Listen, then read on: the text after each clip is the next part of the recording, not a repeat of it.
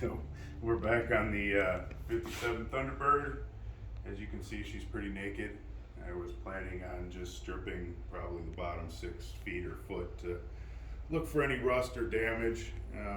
Fortunately, we didn't find any rust, but we found all kinds of damage. So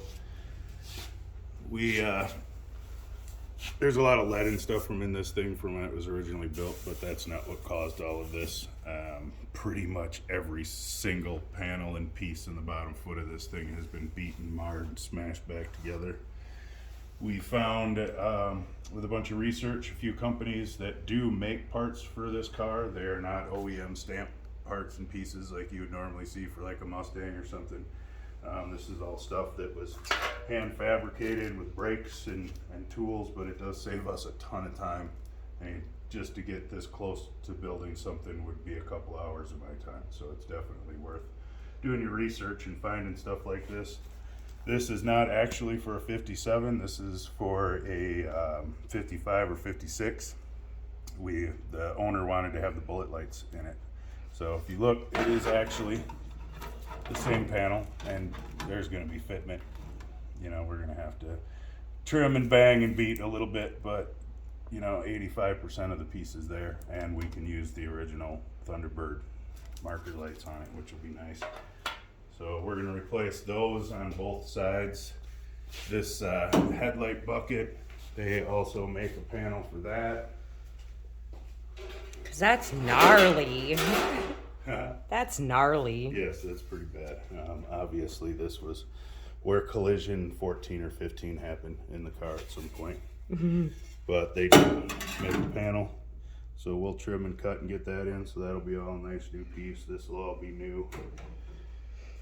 We'll come through body work. I already ordered the piece of trim and everything for the grill, because the original ones do not fit on here at all. So when we do the metal work on here, I want to make sure that that piece of trim actually fits to the metal, so we're not putting an inch of Bondo on here like there was last time. I think an inch is being just generous. A slight reminder, the like 3 months that whoever spent doing the body work on this thing, he probably could have knocked that down to a few weeks if he would have spent a little more time welding and owned a hammer. There's still, you come across the top of your hand, it might not come through on film. Looks pretty decent, I'm sure, but it looks like somebody just all the way down, which is normal on a car when you're working on motors and stuff. People lean on it with their elbows, whatnot, but this is pretty bad. These are getting eliminated. We're not going to be using those when we redo the car. The car will have air conditioning, all of that. We want room for speakers on the inside, so this will be gone.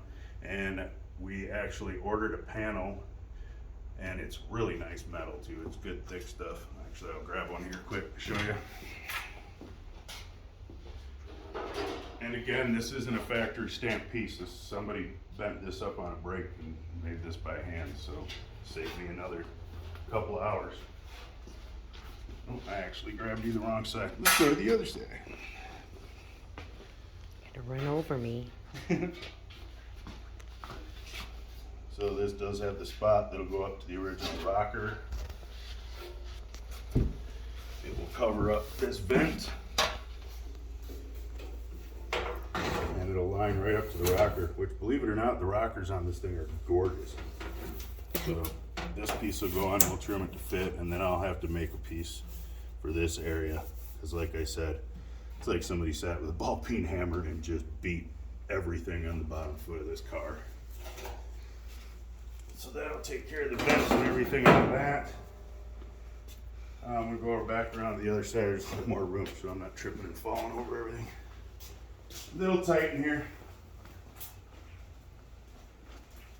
We got small but mighty. Yeah, small but mighty. We got to the doors, and like I said, it's not rusted out, which is what we're used to in Wisconsin, everything being rusted out. You can see evidence of the holes. There was obviously a collision down the whole side of the car in the old school. Drill the hole, put a screw in it, yank the dent out, got it as close as they could, and then kind of gave up when they got back over here and just decided that they were going to cave and pave all of this. So instead of trying to do anything with this or put an inch of filler on it again, we got these nice little door panels, which are really nice heavy gauge sheet metal. And those will take care of the bottom of our doors right up to our beautiful rocker area, which again is the showpiece of the car right now. It's the the undented, unrusted rocker panels. All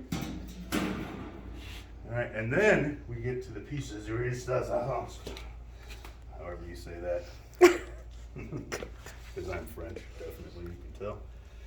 So this is the fun part. So if you do any research or if you ever rebuilt one of these, they make 3 general patch panels for the back of these cars. They make the dog leg here, they make a piece that goes over the top of the wheel well, and then they make the lower bottom. So when you go to put these on, what you want to do is just set it right over the top of the old rusty piece that's under there, because, you know, You don't want to cut that traction, out. more weight, you know, and you want to set it right over the top. And then if you don't have a MIG welder, you can use a battery and like a coat hanger or something and really get that coat hanger hot, and it'll just barely give you some nice tacks, and that's good enough right there. Then you can just throw your inch of mud over the top. But no, seriously, this, from this line down, gone. We're cutting all that off. So the cool idea that we have, and the owner doesn't really like having the skirts, having to deal with that stuff, didn't really like the look of the skirts on there. Originally we were going to redo this and just reform the wheel well, but with all of this damage, I did some research and found that a 63 Ford Fairlane has very similar taillight section, and obviously some of that will be getting cut off. But if we line this section up to where that line is and get it in front of the tire, it'll give you our taillight section with the little fitting and forming back here. It also flares out and it'll give us like another 1.5 inches of space for tires back here. And it gets this nice little slope in the back, which kind of matches what we got going on in the front wheel well. So it'll have a really nice look to it. Unless you are an owner of a 57 or a Thunderbird guy, you might not even notice that anything got done to it.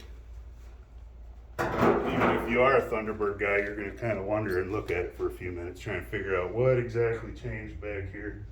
But I think it'll be a nice little custom touch on the back that won't pop out and really get you. It'll just keep people wondering. As we come around to the back, the usual stuff that's usually rotted and rusted out when we deal with stuff in Wisconsin is here, believe it or not. We've got a few pinhole spots and a few patches we'll have to do. And then back here, this exhaust comes out through the rear bumper, which we're keeping.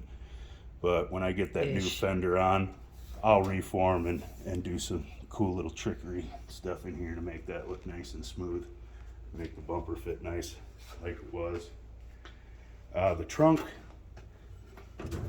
which is something you don't usually see in an old car in Wisconsin. This has a trunk, and most of it is here.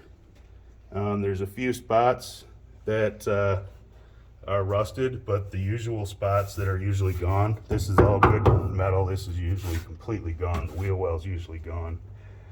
There was a section on both sides back here that we found a patch panel for. This side isn't nearly as bad as the driver's side, but this area back in here on both sides is gone, right around where the mount would be for the frame to go through. So we'll be replacing and redoing that. And then way up in those back corners, there's a little boxed in area that they do not make a patch panel for. But since we're changing and putting a different rear quarter on this, I'm gonna have to remake and reshape something anyway. So that'll all be new as well. Where the wheel well tub is, we won't be using a spare. The tire will be much larger on the car when it's done. So this I'll be taking out, making a lid, and then I'm actually gonna build a little storage box under here that he can put tools and stuff and keep away from the nice clean stuff. He wants luggage back here or clothing or anything that he doesn't want to get nasty. There'll be a box to put tools and stuff in. This side, I didn't even bother stripping the rest of the filler off. You can kind of see the lip here. This is nothing. Once you get down to about here, it significantly grows as it goes down. So didn't even bother to strip it off. I know I'm cutting all of this off, so that'll just be gone. And then the last video that we did, if you were paying attention, we were yanking the fiberglass floors out that they had installed. We're gonna go ahead and go with steel instead of pouring fiberglass floors. I know that's an odd thought for some people, but we did find floor patches. They are pretty decent. We just gotta kind of lay them in place for now. I'm gonna get the rest of the toe board cleaned up. I'll make my own little patches for these little pieces in the corner on the inner rocker, so that when we put the floors in, this will all be nice, solid, good metal. And then I'm gonna rebuild the top edge of this tunnel here. It looks like they, at some point, probably had a 4-speed or something automatic in here, cut a hole in for it. And the guy that the new owner bought it from tried to put the car back to original and was an extremely good welder. So we'll clean that up and go ahead with his plan, but try to make it look a little bit nicer. Granted, I know it gets covered in insulation, sound deadener, all of that stuff, but at some point, man, somebody's gonna uncover to find that. So we want it to look nice. Yes. Yep, so hopefully this week we'll get the floors in, get this patched. I'll throw some tubing in here and we'll actually get this thing off this old chassis and get the old motor and everything out of here. Get it on the new chassis and start fitting all these parts.